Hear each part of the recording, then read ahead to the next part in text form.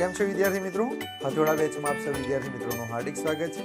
Student, આજે આપણે અસાઇનમેન્ટનું જે પેપર નંબર 1 છે એમાં ડી વિભાગના છેલ્લા 4 દાખલાનું આપણે સોલ્યુશન કરીશું.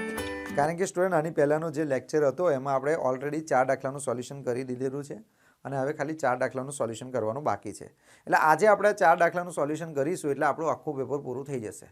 હવે આખું પેપર પૂરું થઈ ગયું એટલે આપણું કામ પતી ગયું એવું નહીં સમજવાનું સ્ટુડન્ટ. મેં તમને દરેક લેક્ચરમાં કહું છું કે ગણિત એક એવો સબ્જેક્ટ છે કે જેમાં પ્રેક્ટિસ માગશે સ્ટુડન્ટ. તમે જેટલી વધારે પ્રેક્ટિસ કરશો એટલો તમને ફાયદો વધારે થશે. એટલે જ કહું છું પ્રેક્ટિસ કરવાનું રાખો સ્ટુડન્ટ, રિવિઝન કરવાનું રાખો, નહીં તો ભૂલી જશો. માની લો કે અસાઇનમેન્ટનું એક પેપર સરે કરાવી દીધું એટલે અમને આવડી ગયું એવું ના હોય સ્ટુડન્ટ. તમારે એને જોવાનું છે, એનું રિવિઝન કરવાનું છે, એની પ્રેક્ટિસ કરવાની છે, દાખલા ગણ જ રાખવાના છે. હવે તમારી પરીક્ષાને થોડાક દિવસો જ બાકી છે, 2-3 મહિના બાકી છે સ્ટુડન્ટ. તો આ 2-3 મહિના ખતરનાક તૈયારી કરી લો. પછી એવું ના થાય સ્ટુડન્ટ કે મે મહિનામાં જ્યારે તમારું રિઝલ્ટ આવે અને રિઝલ્ટ હાથમાં જોવો ત્યારે તમારી આંખમાં આંસુ હોય એવું ના થવું જોઈએ. એ ટાઈમ પર પછી આપણે શું વિચારવાનું ચાલુ કરીએ ખબર છે? કાશ મને થોડા 10 દિવસ એક્સ્ટ્રા મળી ગયા હોત ને, કે મને અઠવાડિયું પણ જો થોડું વધારે મળી ગયું હોત ને તો આજે હું 90% લાવતે. આવા બધા ખોટા ખોટા સપના નહીં જોવાના. તમને ખબર જ છે કે તમારું રિઝલ્ટ મે મહિનામાં આવશે, તમારી પરીક્ષા માર્ચ મહિનામાં આવવાની છે, તો અત્યારથી તૈયારી ચાલુ કરી દો સ્ટુડન્ટ. અત્યારે પછી ટેન્શન લેવાનો કોઈ મતલબ નહીં. પછી પરીક્ષા જાય, પરીક્ષામાં પેપર આપવા જાય, પેપર ખરાબ જાય, રડતા રડતા બહાર નીકળે. એટલે ભાઈ તને ખબર જ હતી કે તારું પેપર ખરાબ જ જવાનું છે, કારણ કે તારી તૈયારી જ નથી.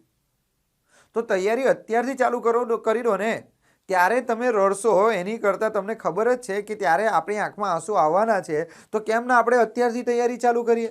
પછી એ ટાઈમ પર શું કહે, કાશ મને થોડો વધારે સમય મળી ગયો હોતે તો હું આટલા ટકા લઈ દેતે, આ કરી નાખતે, તે કરી નાખતે. એટલે ભાઈ કશું ના થાય. જે માણસ અત્યારે કશું નથી કરતો તો એને એક્સ્ટ્રા થોડો સમય વધારે મળે તો પણ એ કંઈ જ નથી કરવાનો.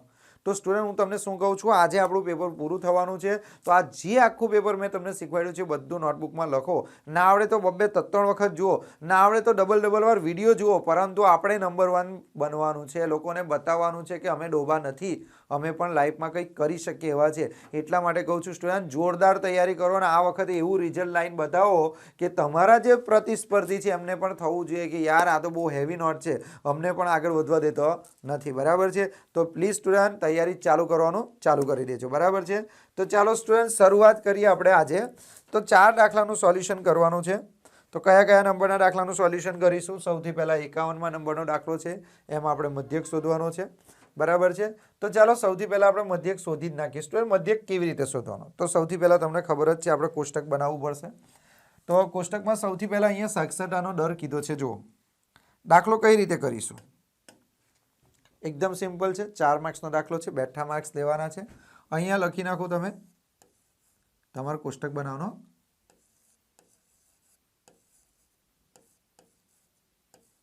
સાક્ષરતા દર. ચાલો સ્ટુડન્ટ, સાક્ષરતા દર તમને કહી દીધેલો છે. બરાબર? તો કોષ્ટક આપણે બનાવી દઈએ સ્ટુડન્ટ તો થોડું સારું લાગે. બરાબર છે?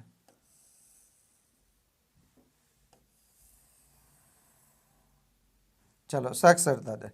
તો સાક્ષરતા દરમાં તમને શું કીધેલું છે? પહેલા 45 થી ક્યાં સુધી રકમ કીધેલી છે? 45 થી 55. બરાબર? ત્યાર પછી જુઓ સ્ટુડન્ટ કેટલા છે? 55 થી 65. ચાલો, પછી 65 થી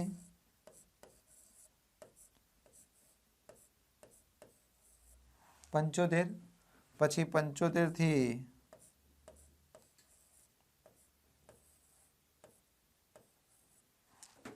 85 અને 85 થી 95. 85 થી 95. ઓકે, બરાબર છે?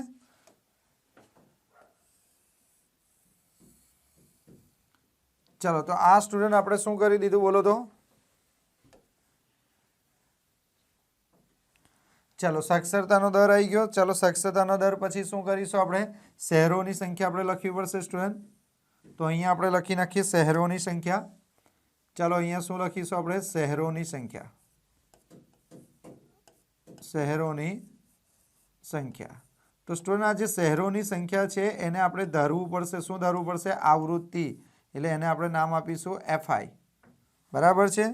ચાલો, એને આપણે શું નામ આપીશું બોલો તો? FI. આ બીજું કોષ્ટક આપણે બનાવી. તો એમાં કેટલા છે સ્ટુડન્ટ જોઈ લો તો.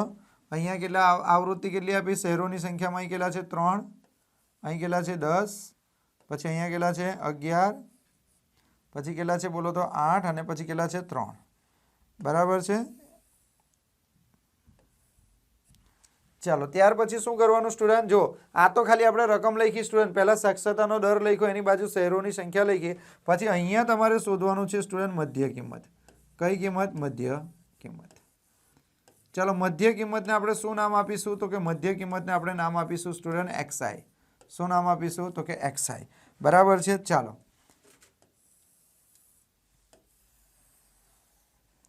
આપણે એને નામ આપી દઈશું સ્ટુડન્ટ. શું નામ આપીશું બોલો તો? xi નામ આપીશું. બરાબર છે.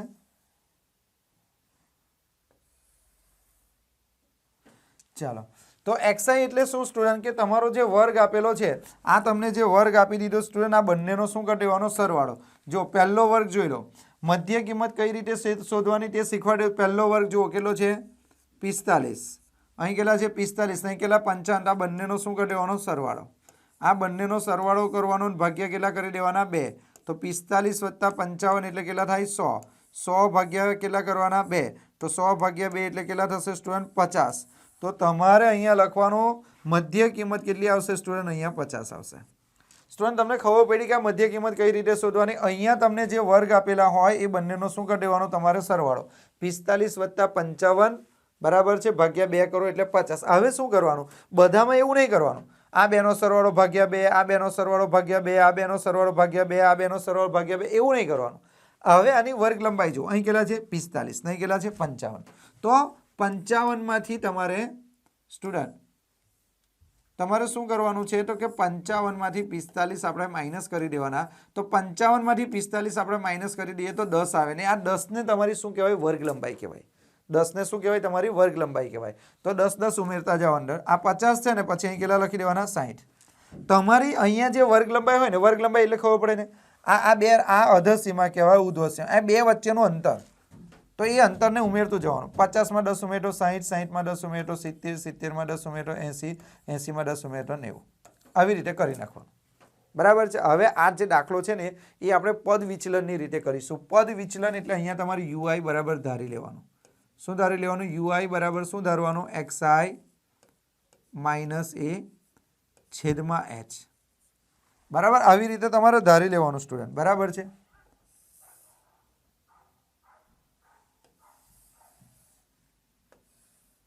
બરાબર છે. એક વસ્તુ યાદ રાખો, પહેલું કોષ્ટક, બીજું ત્રીજું તમને ખબર પડી ગઈ છે. ત્રીજા કોષ્ટકમાં શું કરવાનું? ui બરાબર xi માઇનસ a છેદમાં h તમારે ધરવાનું. અને એમાં તમારે કરવાનું શું? અહીંયા જે વચ્ચેની રકમ હોય ને, એકદમ વચ્ચેની રકમ, એને તમારે શું ધારી લેવાનો? ધારેલો મધ્યક એ ધારવાનો. એની સામે તમારે લખવાનું 0. 0 ની નીચે લખવાના 1, એની નીચે લખવાના 2, અને ઉપર એ જ રીતે ઉપર લખવાના 1 અને 2 પણ કેવા? માઇનસ. બરાબર છે.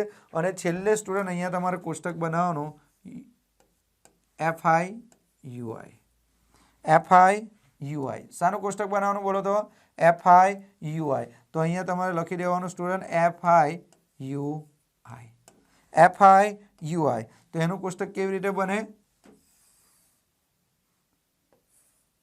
તો જોઈ લો સ્ટુડન્ટ. FI એટલે કઈ છે? આ FI છે અને આ UI છે. આ બંનેનો ગુણાકાર કરવાનો. આ બંનેનો શું કરવાનો? આ બંનેનો શું કરવાનો બોલો તો? આ બંનેનો ગુણાકાર કરી દેવાનો. શું કરી દેવાનો? તમારે ગુણાકાર કરી દેવાનો. કોનો? આ બંનેનો ગુણાકાર કરવાનો. તો કરો. 3 × 2 3 2 6. પણ કેવા 6? માઇનસ. 10 10 1 10. કેવા 10? તો કે માઇનસ. બરાબર. હવે જો 11 × 0 એટલે કેટલા થાય? 0. પછી અહીં 8 8 1 કેટલા થશે બોલો તો? 8. અને અહીંયા 3 3 2 ના કેટલા? 6. તો હવે આનું ટોટલ કરો. આના ટોટલને કહેવાય સિગ્મા FI UI. સિગ્મા એટલે સરવાળો. ચાલો કરો. આ બંનેનું ટોટલ કેટલું થાય? -16. અને આ બંનેનું ટોટલ કેટલું થાય? 14. તો -16 + 14 એટલે અહીંયા કેટલા આવે? -2.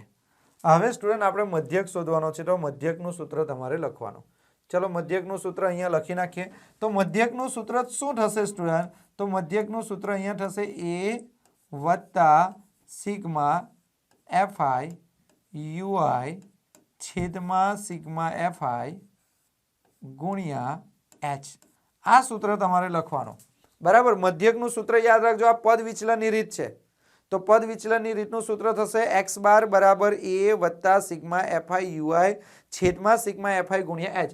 સિગ્મા fi એટલે આવૃત્તિનો સરવાળો, સિગ્મા fi સરવાળો ટોટલ કરો તો અહીં કેટલા થાય 3, 3 ને 10 કેટલા 13, 13 ને 11 24, 24 ને 32, 32 ને 3 35. તો સ્ટુડન્ટ આનું ટોટલ કેટલું થઈ જશે બોલો તો ટોટલ થઈ જશે સ્ટુડન્ટ 35 થઈ જશે. તો હવે અહીંયા સૂત્ર લખી નાખો. ચાલો આ સૂત્રમાં કિંમત મૂકો. એ બરાબર કેટલા ધારેલા છે તો કે 70, એ બરાબર 70 ધારેલા છે. પછી વત્તા સિગ્મા fi ui બરાબર કેટલા -2 છે તો -2 લખી નાખો અહીંયા. સિગ્મા fi બરાબર કેટલા છે તો કે 35 છે. અને h બરાબર શું, h એટલે વર્ગ લંબાઈ એટલે આ બે વચ્ચેનું અંતર કેટલું 10, એ આપણે શોધેલું હતું પહેલા, તો કે અહીંયા લખી નાખો 10.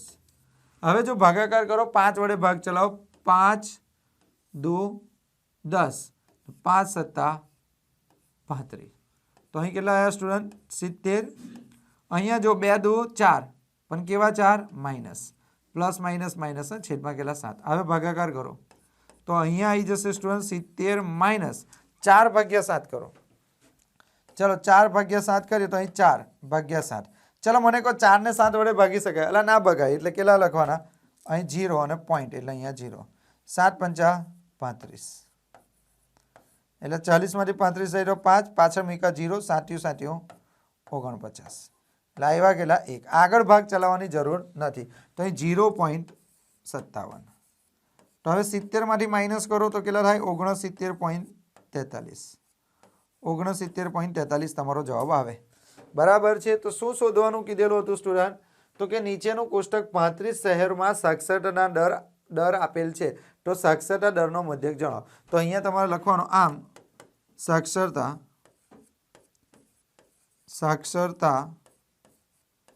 દરનો મધ્યક 69.43 છે. ટકા છે, પાછળ ટકા છે લખી દેવાનું. બરાબર છે. તો સ્ટુડન્ટ અહીંયા જુઓ આપણો ડી વિભાગમાં 51માં નંબરનો દાખલો અહીંયા પૂરો થાય છે. બરાબર છે. ચાલો હવે આપણે આગળ વધીએ. હવે સ્ટુડન્ટ 52માં નંબરના દાખલામાં તમને કીધું છે એક છોડના 40 પાંદડાઓની લંબાઈ ખૂબ જ નજીકના મિલીમીટર સુધી માપવામાં આવી અને મેળવેલ માહિતી નીચેના કોષ્ટકમાં દર્શાવી છે. તો પાંદડાઓની મધ્યસ્થ લંબાઈ શોધો. શું શોધવાનું છે? મધ્યસ્થ લંબાઈ. એટલે મધ્યસ્થ તમારે શોધવો પડે. અને સ્ટુડન્ટ મધ્યસ્થ શોધવાનો કીધો હોય તો તમારે 3 કોલમ બનાવવાની. પહેલા વર્ગની કોલમ આવશે, બરાબર, પછી આવૃત્તિની આવશે અને પછી સંચય આવૃત્તિની આવશે. પરંતુ જ્યારે પણ તમે મધ્યસ્થનો દાખલો ગણતા હોય તો તમારે દાખલામાં જે વર્ગ આપેલા હોય એ વર્ગને જોઈ લેવાનું સતત છે કે અસતત. સતત વર્ગ કોને કહેવાય તે જુઓ. સતત વર્ગ એટલે જો હું તમને એવું કહું કે અહીંયા તમને કહી દીધું છે 10 થી 20, પછી તમને કહી દીધું છે 20 થી 30, પછી અહીંયા તમને કહી દીધું છે 30 થી 40, તો સ્ટુડન્ટ આને સતત વર્ગ કહેવાય. જો સતત વર્ગ આપેલા હોય તો કોઈ જ પ્રોબ્લેમ નથી. આને સતત વર્ગ કહેવાય. કેવી રીતે ખબર પડી? તો કે જો અહીંયા જે 20 છે એ 20 અહીં છે, અહીં 30 છે, અહીં 30 છે. આને સતત વર્ગ કહેવાય. બરાબર છે. અને અસતત વર્ગ કોને કહેવાય? તો કંઈ 0 થી 9 કીધા હોય, પછી 10 થી 19 કીધા હોય, પછી 20 થી 29 કીધા હોય. આ તમને સમજ પડે છે? આને અસતત કહેવાય. અને અસતતમાં કેવું છે? જો 0 થી 9, પછી આ 9 અહીંયા નથી, અહીં 10 થી 19 છે, પછી 19, પછી 20 થી 29, તો આ અસતત છે, આ સતત છે. તો જ્યારે પણ તમારા દાખલામાં આવા વર્ગ આપેલા હોય તો એને આમાં ફેરવી નાખવા પડે. તો આને કેવી રીતે ફેરવી નાખવાના? તો અહીંયા એવું જ કીધું. જો 118 થી 126, પછી 126 અહીં નથી, અહીં ડાયરેક્ટ કયા છે? 127 થી 135, પછી અહીં 135 ને 136, એટલે આ અસતત છે. અસતતને આપણે સતતમાં ફેરવવાના. તો સૌથી પહેલા આપણે લખીએ લંબાઈ. પહેલા કોષ્ટક બનાવી દઈએ.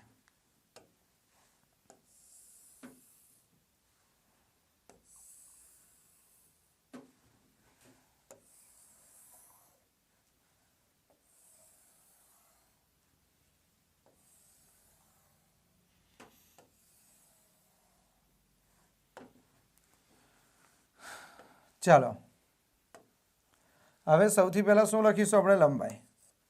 તો અહીં આપણે લખીએ લંબાઈ મિલીમીટરમાં. તો પહેલા 118 થી 126 છે, તો શું કરવાનું સ્ટુડન્ટ? જો આ અસતત છે એનો સતતમાં ફેરવો હોય તો 118 માંથી 0.5 માઇનસ કરો એટલે અહીં લખાશે 117.5. એટલે પહેલી રકમમાંથી 0.5 માઇનસ કરવાના, બીજી રકમમાં 0.5 પ્લસ કરવાના, એટલે 126ની જગ્યા પર 126.5. બોલો ખબર પડી? એવી રીતે 127, તો હવે 126.5 અહીંયા આવશે અને 135 છે તો 135.5. 135.5. હવે એ 135.5 અહીંયા લખવાના, 135.5 અહીંયા લખવાના અને આગળ 135.5 છે ને, પછી કેટલા લખીશું? 144.5. જો 144.5 પછી અહીંયા તમારે લખવાના 144.5 થી 144.5 થી કેટલા થશે? 153.5. 153.5. ચાલો પછી અહીંયા 153.5 લખી નાખવાના. તો જો 153.5 લખવાના, 162 તો 162.5. પછી અહીંયા 162.5 લખવાના અને 62 થી કેટલા? 171.5. 171.5. પછી આ 171.5 અહીંયા લખવાના અને છેલ્લે કયા છે? 180, તો 180.5. તો સ્ટુડન્ટ આને આપણે શામાં ફેરવી નાખ્યું? સતતમાં ફેરવી નાખ્યું. શામાં? સતતમાં.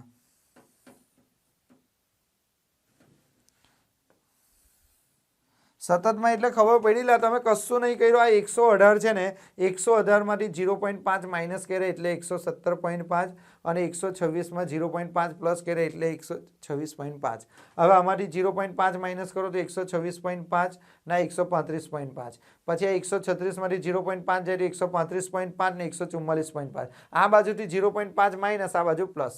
ચલો પછી શું? પાંદડાઓની સંખ્યા. પાંદડાઓની સંખ્યા. ચલો તો પાંદડાઓની સંખ્યા અહીંયા લખી નાખીએ આપણે. પાંદડાની સંખ્યા. તો પાંદડાની સંખ્યાને આપણે શું નામ આપીશું? બોલો તો FI, એટલે કે આવૃત્તિ. તો જુઓ સ્ટુડન્ટ અહીં કેટલા છે? 3, 5, 9, પછી 12, પછી 5, 4 અને 3. બોલો 3 નથી, 2 છે. આ કેટલા? 2. ચાલો આગળ અહીંયા તમારે સંચય આવૃત્તિ શોધવાની. કઈ? સંચય આવૃત્તિ. સંચય આવૃત્તિ. બરાબર? સંચય આવૃત્તિ. સંચય આવૃત્તિ એટલે CFI કહેવાય. એને શું કહેવાય? CFI. સંચય આવૃત્તિ એટલે આનો સરવાળો કરતો. જો અહીંયા 3 પહેલા લખી દેવાના. આ 3 લખ્યા તો કે હા સર. હવે 3માં 5 ઉમેરો એટલે 8 થયા. 8માં 9 ઉમેરો 17 થયા. 17માં 12 ઉમેરો 29 થયા. 29માં 5 ઉમેરો 34 થયા. 34માં 4 ઉમેરો 38 થયા. 38માં 2 ઉમેરો એટલે કેટલા થયા? 40 થયા. અને સંચય આવૃત્તિ કહેવાય. તો અહીંયા લખી રાખીએ આપણે સિગ્મા FI બરાબર કેટલા? 40. હવે તમારે મધ્યસ્થ શોધવાનો છે સ્ટુડન્ટ. શું શોધવાનો છે? મધ્યસ્થ. તો આને n પણ કહેવાય. અને બીજું શું કહેવાય સ્ટુડન્ટ? n કહેવાય. તો દાખલો ગણવાની પ્રોસેસ આવી છે. સૌથી પહેલાં તમારે શું કરવાનું? n ને 2 વડે ડિવાઈડ કરવાના. n ને કેટલા વડે ડિવાઈડ કરવાના? 2 વડે. તો n બરાબર કેટલા આવ્યા સ્ટુડન્ટ? 40. 40 ભાગ્યા 2 એટલે કેટલા આવ્યા? 20. તો સ્ટુડન્ટ તમને 20 મળ્યા. આ 20 છે ને, તો આમાં શું કરવાનું? તમારો જે જવાબ 20 આવ્યો ને, 20 થી તરત મોટી સંચય આવૃત્તિ કઈ? તો અહીંયા લખવાનું 20 થી તરત મોટી સંચય આવૃત્તિ. સંચય આવૃત્તિ. સંચય આવૃત્તિ કઈ છે? બોલો. અહીંયા તમારે શું લખવાનું? અહીંયા સૌથી પહેલાં જ્યારે પણ મધ્યસ્થનો દાખલો કરો તો n/2 લખવાનું. n બરાબર 40, 40/2 એટલે 20 આવે. પછી અહીં લખવાનું 20 થી તરત મોટી સંચય. ચાલો 20 થી તરત મોટી સંચય આવૃત્તિ છે? ના. આ 20 થી મોટા છે? તો કે ના. આ 20 થી મોટા છે? તો કે ના. આ 20 થી મોટા છે? તો કે હા. તો 20 થી તરત મોટી સંચય આવૃત્તિ કઈ છે? 29. માટે એનો મધ્યસ્થ વર્ગ કયો થાય? માટે એનો મધ્યસ્થ વર્ગ થશે મધ્યસ્થ વર્ગ એનો મધ્યસ્થ વર્ગ કયો થાય સ્ટુડન્ટ? તો એની 20 થી તરત મોટી સંચય આવૃત્તિ કેટલી છે? 29. તો 29 ની સામે કયો વર્ગ છે? 144.5. 144.5 થી લઈને કેટલા છે? 153.5. 153.5. બોલો આટલું ક્લિયર? તો કે હા સર. મધ્યસ્થ વર્ગ આવી ગયો. હવે તમારે દાખલો ગણવા માટે શાની જરૂર પડે? તો સૌથી પહેલા એલ ની જરૂર પડે. એલ એટલે શું? તો કે તમારો જે મધ્યસ્થ વર્ગ આવ્યો છે એની અધર સીમા બિંદુ તો કેટલા છે? 144.5. પછી સીએફઆઈ. સીએફઆઈ એટલે શું સ્ટુડન્ટ ખબર છે? તો કે 20 થી તરત મોટી જે સંચય આવૃત્તિ આવી છે ને 29 એની ઉપરની સંચય આવૃત્તિ. તો આની ઉપરની સંચય આવૃત્તિ કેટલી? 17. તો અહીંયા લખવાનું 17. પછી એફઆઈ. એફ બરાબર કેટલા લેવાના? તમારો જે મધ્યસ્થ વર્ગ છે ને મધ્યસ્થ વર્ગની આવૃત્તિ. તો તમારો મધ્યસ્થ વર્ગ તો આ છે તો એની આવૃત્તિ કેટલી છે? તો કે 12. તો એની આવૃત્તિ કેટલી લેવાની? 12. ને છેલ્લે શું કરવાનું? એચ. એચ એટલે શું સ્ટુડન્ટ? વર્ગ લંબાઈ. એચ એટલે શું? વર્ગ લંબાઈ. આ બેની બાદબાકી કરો. 153.5. 153.5 એમાંથી તમે માઇનસ કરો 144.5. તો 5 માંથી 5 જાય તો 0. પછી અહીંયા અહીં દશક લઈએ તો 4, અહીં 10, 13. 13 માંથી 4 જાય તો 9, 0, 0. તો કેટલા થાય બોલો? તો 9. કેટલા થાય બોલો? 9. બોલો ખબર પડે છે? પણ અડધાને હજુ પણ ના જ ખબર પડી હોય તો એક વસ્તુ યાદ રાખો સ્ટુડન્ટ, અહીંયા શું આવ્યું? 20 થી તરત મોટી સંચય આવૃત્તિ કેટલી? 29. તો 29 ની ઉપર જે હોય તેને કહેવાય સીએફઆઈ. ના 29 ની સામે જે હોય તેને કહેવાય એફઆઈ. હવે સૂત્ર લખીએ આપણે મધ્યસ્થનું. મધ્યસ્થ બરાબર શું લખવાનું? L plus n/2 minus CFI છેદમાં એફ ગુણ્યા એચ. એલ બરાબર કેટલા એવા સ્ટુડન્ટ જોઈ લો તો? 144.5 વત્તા આ n/2. n/2 બરાબર કેટલા? 20 માઇનસ સીએફ 17 અને એફ બરાબર 12 અને એચ બરાબર કેટલા? 9. તો કરો સ્ટુડન્ટ કેટલા થશે? 144.5 વત્તા 20 માંથી 17 જાય તો 3 ગુણ્યા 9 છેદમાં 12. 3 ચોક 12. હવે 9 ને ડિવાઈડ કરો. ચાલો 144.5 વત્તા 9 ભાગ્યા 4 કરો સ્ટુડન્ટ. 9 ભાગ્યા 4. 4 દુ 8. 10 માંથી 8 જાય તો એક ભાગ ના ચાલે તો એનું શું? અહીંયા પોઈન્ટ. 4 દુ 8. 2 વૈધા 20. 4 પંચા 20 એટલે 0. તો અહીંયા કેટલા એવા સ્ટુડન્ટ? 2.25. 2.25 પ્લસ કરો તો કેટલા થશે? 146.75. 146.75. તો શું લખવાનું? પાંદડાઓની મધ્યસ્થ લંબાઈ. પાંદડાઓની મધ્યસ્થ લંબાઈ. પાંદડાઓની અહીંયા જવાબ લખીએ. પાંદડાઓની મધ્યસ્થ લંબાઈ. મધ્યસ્થ લંબાઈ કેટલી બોલો? પાંદડાઓની મધ્યસ્થ લંબાઈ 146.75 મીમી છે. મિલીમીટર છે. બોલો આટલું ક્લિયર? આખો દાખલો આપણો અહીંયા પતી ગયો. ચાલો પતી ગયું. આગળ જુઓ સ્ટુડન્ટ, આગળ કયો દાખલો કરવાનો તે જોઈ લો. આગળ તમને સંભાવનાનો દાખલો કીધેલો છે સ્ટુડન્ટ. સંભાવનાનો દાખલો તો તમને આવડે. સરખી રીતે ચીપેલા 52 પત્તાની ઠોકરીમાંથી એક પત્તું કાઢવામાં આવે તો એક લાલ રંગનો રાજા હોય, એક મુખ મુદ્રાવાળું પત્તું હોય, કાળીનું પત્તું હોય ને ચોકટની રાણી હોય. તો સ્ટુડન્ટ એકદમ સિમ્પલ રીતે દાખલો ગણાય. સૌથી પહેલા શું લખવાનું? કુલ પત્તાની સંખ્યા કેટલી બોલો તો?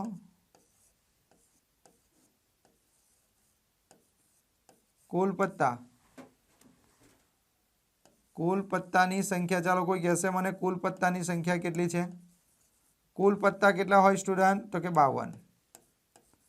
કુલ પત્તા કેટલા હોય સ્ટુડન્ટ? 52 હોય. બરાબર છે. તો હવે આપણે શું કરીશું બોલો? n બરાબર કેટલા? n બરાબર કેટલા લઈ લેવાના? 52. તો n બરાબર 52 થઈ ગયા આપણી પાસે. હવે તમારે દાખલો ગણવાનો સ્ટુડન્ટ તો નંબર 1 લાલ રંગનો રાજા હોય. કેવો? લાલ રંગનો. તો પહેલો દાખલો ગણીએ તો એમાં તમે ધારી લો ઘટના એ, ઘટના એ, તો ઘટના એ બરાબર આપણે શું ધારવાનું બોલો તો લાલ રંગનો રાજા હોય, લાલ રંગનો, લાલ રંગનો રાજા હોય, રાજા હોય. બોલો સ્ટુડન્ટ મને કહેશો લાલ રંગના રાજા કેટલા? તો સ્ટુડન્ટ લાલ રંગના રાજા 2 હોય. તો અહીં લખવાનું ઘટના, ઘટના એના શક્ય, ઘટના એના કયા પરિણામો બોલો તો શક્ય પરિણામો, શક્ય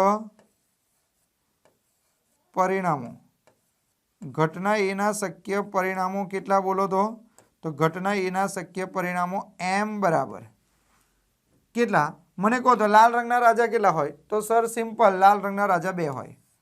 તો m બરાબર કેટલા થઈ ગયા? તો કે 2 થઈ ગયા.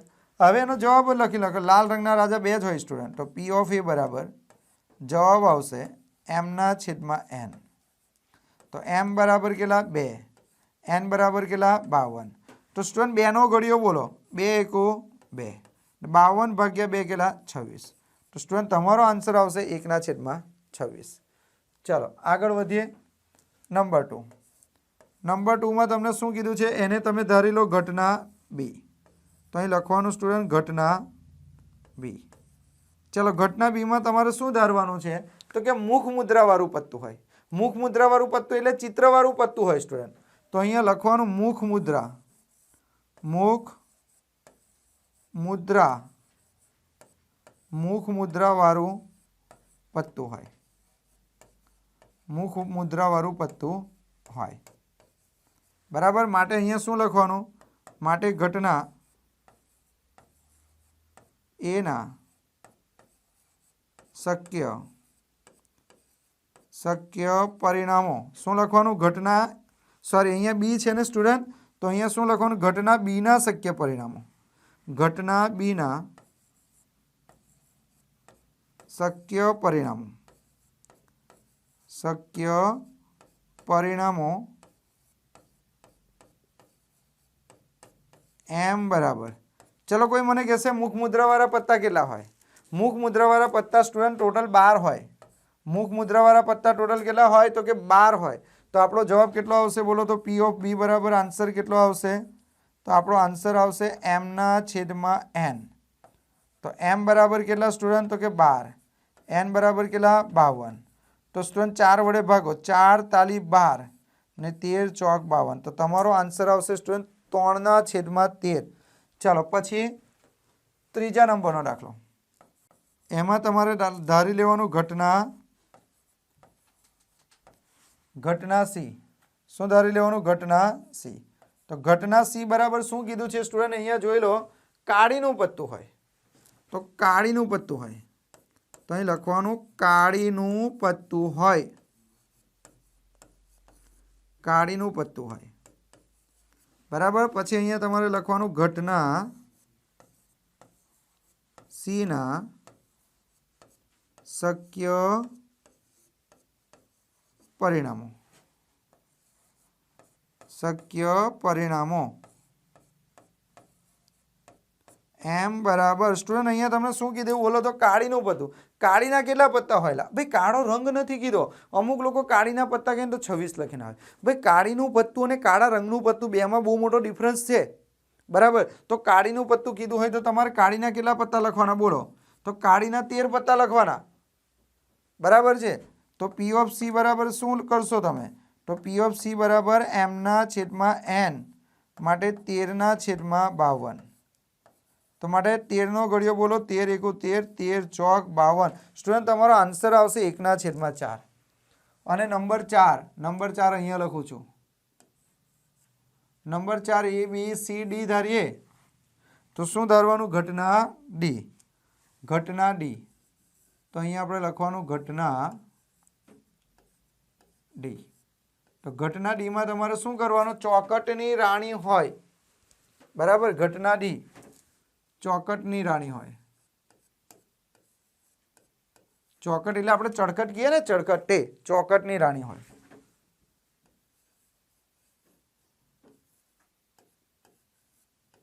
ચોકટની રાણી હોય. બરાબર. માટે અહીંયા શું કરવાનું? ઘટના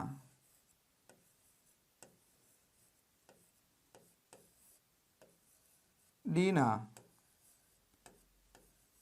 શક્ય પરિણામો, ઘટના ડીના શક્ય પરિણામો એમ બરાબર, ચલો સ્ટુડન્ટ, ચોકટની રાણી કેટલી હોય? ચોકટ એટલે ચળકટની રાણી લા, બરાબર. ચાર વસ્તુ આવે. એક લાલની રાણી આવે, ચોકટની રાણી આવે, ફલ્લીની રાણી આવે અને કાળીની રાણી આવે. બધામાં એક એક રાણી હોય. દરેક વ્યક્તિ કોઈની બે થોડી રાણી હોવાની લા. કાળીની રાણી એક હોય, લાલની પણ એક હોય, ચળકટની પણ હોય ને ફલ્લીની પણ હોય. એક જ રાણી હોય ને, તો ચોકટની પણ રાણી કેટલી હશે? તો કે એક જ હશે. તો પી ઓફ ડી બરાબર તમારો આન્સર કેટલો થઈ જાય? તો પી ઓફ ડી બરાબર તમારો આન્સર એમના છેદમાં એન થઈ જાય, એટલે એકના છેદમાં કેટલા થઈ જાય? 52 થઈ જાય. એકવાર આન્સર ચેક કરી લઈએ. એકના છેદમાં 52, યસ. તો સ્ટુડન્ટ આપણો દાખલો અહીંયા પતી ગયો, જુઓ એકદમ મસ્ત રીતે. ને હવે આપણે એકદમ છેલ્લા દાખલા પર જઈશું. લાસ્ટ દાખલો. એક ખોખામાં 1 થી 90 સુધીના અંક લખેલી 90 ગોળ તકતીઓ છે. એક ખોખું છે ને ખોખામાં 1 થી 90 સુધીના અંક લખેલી 90 ગોળ તકતીઓ છે. એનો મતલબ કે n બરાબર કેટલા થઈ જશે? 90 થઈ જશે. કુલ પરિણામોની સંખ્યા કેટલી થઈ જશે? 90 થઈ જશે. તો દાખલો ગણીએ તો સૌથી પહેલા લખવાનું કુલ પરિણામોની સંખ્યા. કુલ પરિણામો, કુલ પરિણામોની સંખ્યા. ચલો સ્ટુડન્ટ, કુલ પરિણામોની સંખ્યા કેટલી થઈ જશે? બોલો. તો કુલ પરિણામોની સંખ્યા તમારી થઈ જશે સ્ટુડન્ટ n બરાબર કેટલા? 90. n બરાબર 90. તો n બરાબર 90 કયા કયા સ્ટુડન્ટ? તો 1 થી 90. 1 થી 90 એટલે 1, 2, 3, 4, 5 dash dash dash dash dash dash ક્યાં સુધી હશે? 90 સુધી. આ ખાલી તમને સમજ માટે કીધું, બરાબર. હવે તમારે શું શોધવાનું છે? જો ખોખામાંથી એક ગોળ તકતી યાદચ્છિક રીતે બહાર કાઢવામાં આવે તો તેના પર નંબર 1 2 અંકની સંખ્યા હોય. તો આપણે લખી નાખીએ નંબર 1. ધારો કે ઘટના એ. ધારો કે ઘટના એ. ચલો, ઘટના એમાં શું ધારવાનું છે આપણે? બોલો તો કે 2 અંકની સંખ્યા હોય. કેટલા અંકની સંખ્યા હોય? 2 અંકની. 2 અંકની સંખ્યા હોય.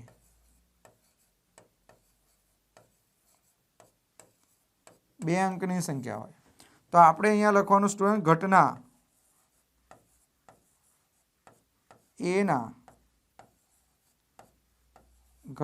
એના શક્ય પરિણામો. ઘટના એના શક્ય પરિણામો m બરાબર.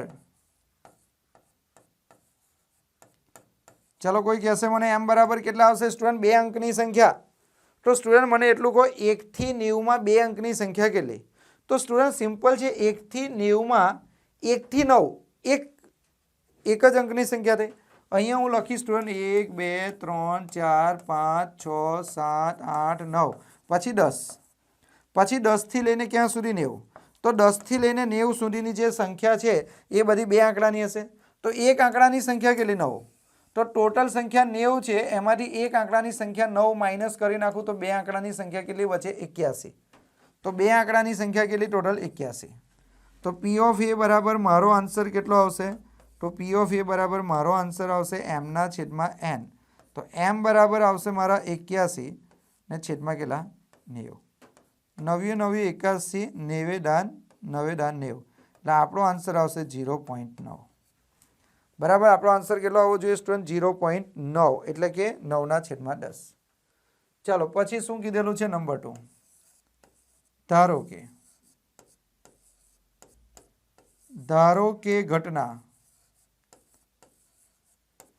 કે ઘટના કઈ છે? જો નંબર 2 માં વાંચો, પૂર્ણ વર્ગ સંખ્યા હોય. કઈ? ધારો કે ઘટના બી બરાબર પૂર્ણ વર્ગ સંખ્યા હોય. પૂર્ણ વર્ગ સંખ્યા હોય. ભાઈ, પૂર્ણ વર્ગ સંખ્યા હોય એનો મતલબ એવો થાય કે જેનું વર્ગમૂળ નીકળી શકતું હોય. તો 1 થી 90 માં એવી કઈ સંખ્યા છે જે પૂર્ણ વર્ગ હોય? તો અહીંયા લખવાનું ઘટના બીના શક્ય પરિણામો. ઘટના બીના શક્ય પરિણામો શક્ય પરિણામો m બરાબર કયા કયા હોઈ શકે સ્ટુડન્ટ? તો પૂર્ણ વર્ગ એટલે 1 પૂર્ણ વર્ગ કહેવાય, પછી 4 પૂર્ણ વર્ગ કહેવાય, 4 નું વર્ગમૂળ નીકળે, 9 પૂર્ણ વર્ગ કહેવાય, 16 પૂર્ણ વર્ગ કહેવાય, 25 પૂર્ણ વર્ગ કહેવાય, 36 પૂર્ણ વર્ગ કહેવાય, 49 પૂર્ણ વર્ગ કહેવાય, 64 પૂર્ણ વર્ગ કહેવાય, 81 પૂર્ણ વર્ગ કહેવાય. પછી 81 પછી ડાયરેક્ટ 100 આવશે. આપણે 1 થી 90 માં ગણવાની છે. તો કેટલી થશે? ટોટલ 9. કેટલી થશે? ટોટલ 9. માટે સ્ટુડન્ટ P ઓફ B બરાબર કેટલા? તો P ઓફ B બરાબર m ના છેદમાં n. તો 9 ના છેદમાં 90. 9 એકુ 9, 9 દાન. તો 0.1 બરાબર. તો બીજા દાખલાનો જવાબ પણ આપણો આવી ગયો 0.1 અથવા 1 ના છેદમાં 10. ચાલો હવે કયો આવશે? નંબર 3. નંબર 3 માં કીધું છે ધારો કે ઘટના C બરાબર 5 વડે વિભાજ્ય હોય. 5 વડે શું હોય બોલો? તો 5 વડે વિભાજ્ય હોય. 5 વડે વિભાજ્ય હોય. તો સ્ટુડન્ટ આપણે શું કરવાનું બોલો? તો ઘટના C ના શક્ય પરિણામો બરાબર. પરિણામો m બરાબર. સ્ટુડન્ટ જો અહીંયા ધ્યાન આપો, તમને એવું કીધું છે કે ધારો કે ઘટના C બરાબર 5 વડે વિભાજ્ય હોય. સ્ટુડન્ટ 5 વડે વિભાજ્યનો મતલબ એવો થાય કે 5 વડે ભાગી શકાતી હોય. ના આવડે ને તો શું કરવાનું? 5 નો ઘડિયો બોલો. ના ખબર પડે તો 5 નો ઘડિયો બોલો. 5 એકુ 5, 5 દુ 10, 5 તાલી 15, 5 ચોક 20, 5 5 25, 25 પછી કેટલા? 30, 35, પછી 40, પછી 45, પછી 50, પછી 55, પછી 60, પછી 65, પછી 70, પછી 75, પછી 80, પછી 85, પછી 90. 90 ની ઉપર તો છે જ નહીં ને. તો કેટલા થયા? 1 2 3 4 5 6 7 8 9 10 11 12 13 14 15 16 17 18. તો અહીંયા થઈ જશે સ્ટુડન્ટ 18. માટે P ઓફ C બરાબર m ના છેદમાં n. તો અહીં કેટલા? 18 ના છેદમાં 90 બરાબર. 18 એકુ 18, 18 પંચા 0.20, 0.20, 0.2 અથવા 1 ના છેદમાં 5 કહો તો પણ ચાલે. 1 ના છેદમાં 5. ચાલો હવે કયું કરવાનું? 4. એટલે 5 વડે વિભાજ્ય એટલે ખબર છે ને. 5 વડે વિભાજ્ય એટલે 5 નો ઘડિયો બોલવાનો. 5 10 15 20 25 30 40 45 50 55 60 65 70 75 80 85 90. 90 થી ઉપર નહીં જવાનું, કારણ કે 90 સુધી જ છે. છેલ્લો જો પૂર્ણ ઘન એટલે જેનું ઘનમૂળ નીકળી શકતું હોય તેવી સંખ્યા. તો ઘટના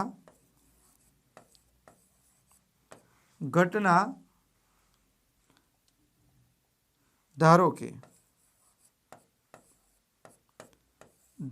કે ઘટના D બરાબર. આપણે ધારી લેવાનું કે ધારો કે ઘટના D. એમાં શું ધારવાનું? પૂર્ણ ઘન સંખ્યા હોય. પૂર્ણ ઘન સંખ્યા હોય બરાબર. પછી શું કરવાનું? ચાલો તો અહીંયા લખી દેવાનું ઘટના D ના શક્ય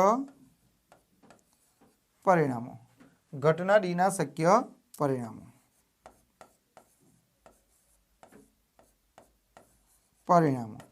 ચલો m બરાબર પૂર્ણ ઘન એટલે એવી સંખ્યા કે જેનું ઘનમૂળ નીકળી શકતું હોય. પૂર્ણ ઘન એવી કઈ સંખ્યાનું ઘન? 1 નું ઘનમૂળ 1, 8 નું ઘનમૂળ કેટલું? 2, 2 દુ 4, 4 દુ 8, પછી 3 દુ 3 તાલી 9, 9 તાલી 27, 4 ચોક 16, 16 ચોક 64, પછી બસ આટલી જ આવશે. પછી આગળ નહીં આવે સ્ટુડન્ટ. જો 1 નું ઘનમૂળ 1 થાય, 8 નું કેટલું થાય? 2, 27 નું 3, 64 નું 4, પછી 125 નું 5 થાય. તો 125 તો આવે નહીં. તો અહીંયા m બરાબર કેટલા લખી દઈએ? 4. m બરાબર 4.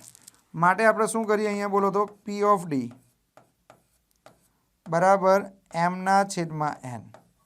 એમ બરાબર કેટલા આવ્યા 4, અહીં કેટલા આવ્યા 90. તો 4 એટલે શું સ્ટુડન્ટ? 4નો મતલબ એવો થાય કે 2 દુ 4 એવું લખાય ને 90 એટલે 45 દુ 90 એવું લખાય. તો કે હા સર. તો 2 2 કટ કરી નાખો તો 2ના છેદમાં 45 લખી શકાય કે ના લખી શકાય? તો કે હા સર લખી શકાય. તો જુઓ સ્ટુડન્ટ, તમારું પહેલા નંબરનું આખું પેપર આપણે સોલ્વ કરાવી દીધું. બરાબર છે, બધા દાખલા થઈ ગયા ને એકદમ મસ્ત રીતે આપણે કરાવી દીધેલું છે.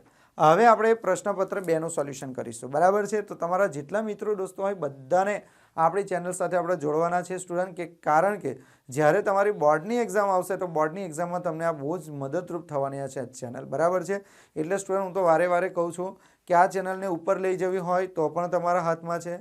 બરાબર છે, જો તમારે અમને સક્સેસ કરવા હોય તો પણ તમારા જ હાથમાં છે.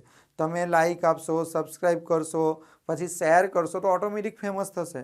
અને જો તમે ઈચ્છતા હોય કે કંઈ નહીં ભાઈ જોવા પૂરતું છે તો પણ કંઈ વાંધો નથી, પણ જે છે તમારા હાથમાં છે. તમારે શું કરવું તમારા હાથમાં છે. બરાબર, ચાલો સ્ટુડન્ટ આવજો, બાય બાય.